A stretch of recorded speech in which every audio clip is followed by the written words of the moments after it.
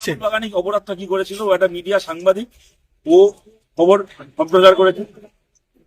মুফাক্করুল ইসলামকে যে গ্রেপ্তার করা হলো, মুফাক্করুল ইসলাম সে তার সঙ্গে তার কি সম্পর্ক? অতীতে সে তৃণমূল করেছে, আমরা সবাই জানি, সবকিছু তৃণমূলের একাধিক নেতার সঙ্গে ছবি আছে, সব আছে।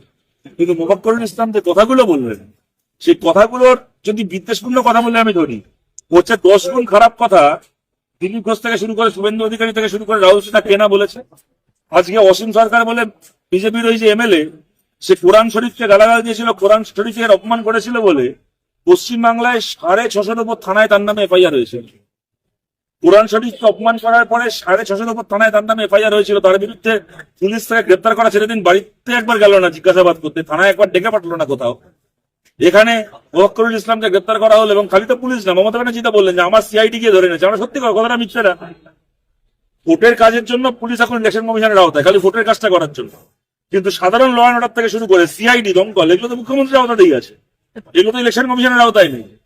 মানে মুফাক্করুল ইসলামকে মমতা ব্যানার্জি সিআইডি পাঠিয়ে ধরে আনলো, আর অসীম সরকার থেকে শুভেন্দু অধিকারীরা এই রাজনীতি করার পরও তারা বুক প্রিয়ে পশ্চিমবাংলায় ঘুরে বেড়াচ্ছে, দাঁড়িয়ে বলছে মুসলমানদেরকে কাঁধে করে ফেলে দিয়ে আসবো, ওই করে আসবো পারে। তখন কেউ ধরতে আসলো। হুমায়ুন কবিরকে যখন মোহাম্মদ সেলিমকে হারানোর জন্য হুমায়ুন কবিরকে দিয়ে এখানে দাঁড়িয়ে বলা হলো যে আমরা মুর্শিদাবাদে 70% আছি, 30% হিন্দুকে আমরা কেটে ভাসিয়ে দেবো, তখন কেউ ছুটে গেল না হুমায়ুন কবিরকে, কারণ তখন মমতা ব্যানার্জির কথায় সেই কাজগুলো করছিল। আজকে লিস্ট থেকে নাম বাদ করেছে বলে সেখানে প্রতিবাদ করেছে বলে, আর আমরা তো দেখলাম, আমাদের কাছে তো সেই অডিও তো প্রকাশ হলো, যেখানে ওখানকার লোকাল থানার আইসি তাকে মুফাক্করুল ইসলামকে ফোন করে বলছে ঠিক আছে বিক্ষোভ হয়ে গেছে, তো আপনি এবার রাস্তাটা খালি করিয়ে দিন। সে বলছে হ্যাঁ রাস্তা খালি করিয়ে দিচ্ছি। তার মানে তো বোঝা গেল যে অ্যাডমিনিস্ট্রেশনের সঙ্গে তার তো একটা যোগাযোগ ছিল, একটা কথাবার্তা সহযোগিতা ছিল। তো এমন সে যদি এমন কোনো কাজ করে থাকতো যেটা কিনা একেবারে ভারতদ্রোহিতা, ভারত দেশদ্রোহিতা, তাহলে আইসি তাকে ফোন করে কেন অনুরোধ করছিল যে আপনি রাস্তাটা খালি করুন? সে বলছে যে হ্যাঁ আমি খালি করাচ্ছি, কিন্তু কোঅপারেট করছিল। তাহলে এত কিছু করার পরে তাকে দেখুন, মুফাক্করুল ইসলামের প্রতি আমাদের আলাদা করে কোনো, তার সাথে আমাদের কোনো রাজনীতি, আমি তো তাকে চোখে দেখিনি কোনো, তাকে আমি চিনি না কোনো। এই ঘটনার জন্য তাকে জানতে পারলাম এবং তার পুরোনো ছবি পেলাম যেখানে সে তৃণমূলের হয়ে প্রচার করছে। কিন্তু এইটা আজকে বাংলার মানুষকে দেখতে হবে যে এই বাংলায় দাঁড়িয়ে শুভেন্দু অধিকারী হওয়া যায়, অসীম সরকার হওয়া যায়, দিলীপ ঘোষ হওয়া যায়, কিন্তু মুফাক্করুল ইসলাম হওয়া যায় না এই মমতা ব্যানার্জির বাংলায়। Thank you. কিন্তু আমাদের কাছে তো কতবার এসছে, বাচ্চা ছেলে, ভালো ছেলে, ও তো আমাদের সবাই তো আমরা ওকে চিনি। আজকে ছেলেটাকে এতদিন ধরে আটকে রেখে দিয়েছে, এবং আমার তো চোখে দেখা, ও তো বিজেপির নেতাদের, কলকাতায় যে বিজেপির যে নেতারা আছে, ও তো তাদের কাছেও যেত, তাদেরও বাইক দিত, তাদেরও ইন্টারভিউ করতো, তারাও তাদের সাথে তো সুসম্পর্ক ছিল। কখনো তো কোনো বিজেপি নেতাকে বলতে শুনিনি যে আক্রমণ ছেলেটা খারাপ।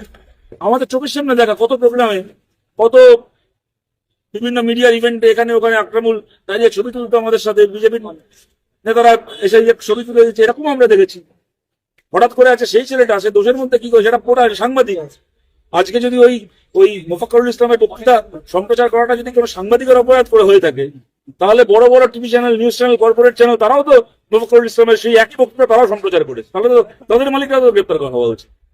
তাহলে আকরামুল বাগানিকে কেন গ্রেপ্তার করলো? এটা বার্তা দিচ্ছে যারা মুসলমান এলাকায় যে ইউটিউবাররা কাজ করছে এখন গোটা বাংলা জুড়ে, এবং আমরা দেখছি গোটা বাংলা জুড়ে, সে মালদা হতে পারে, মুর্শিদাবাদ হতে পারে, দক্ষিণ চব্বিশ পরগনা, উত্তর চব্বিশ পরগনার যেখানে সংখ্যালঘু মানুষ বসবাস করেন, নদিয়ার পলাশী থেকে শুরু করে এইসব এলাকায় যেখানে সংখ্যালঘু মানুষ বসবাস করেন, সেখানকার স্থানীয় ইউটিউবাররা গত 4 বছরে 5 বছরে অনেক বেশি সাহস করে তৃণমূলের অনেক চুরি, সিন্ডিকেট রাজ, জমি লুট, লোকের উপর অত্যাচার করা, এই কথাগুলো যেগুলো বড় বড় চ্যানেল যেগুলো তুলে আনেনি, বড় বড় খবরের কাগজ যেগুলো ছাপেনি, সেগুলো যে স্থানীয় ইউটিউবাররা তুলে এনেছিল। সেই কারণে কি তাদেরকে একটা বার্তা দেওয়া যে বেশি বাড়াবাড়ি করলে তোমাদেরকে এমন কেসে ঢোকাবো যে বেরোতে বেরোতে অনেক প্রচুর সময় লেগে যাবে। এটা চলতে পারে না। আমার নিজের তো, আমি আকরামুলের এটা তো মানে ভাবাই যায় না, সেটাকে আমরা চিনি, ওকে কেন এরকম করা হলো। আমি আপনাদেরকে বলছি এই ভোটের এই প্রক্রিয়া চলছে, কিন্তু তার মধ্যেই আমাদেরকে দেখতে হবে, কথা বলতে হবে। জানি না ওর জন্য আইনজীবী কে দাঁড়িয়ে না দাঁড়িয়েছে, সেরকম হলে ওকে সেই লিগাল সাপোর্ট দিতে হবে। কারণ আকরামুল বহু প্রশ্নে আমাদেরও অনেক সমালোচনা করেছে।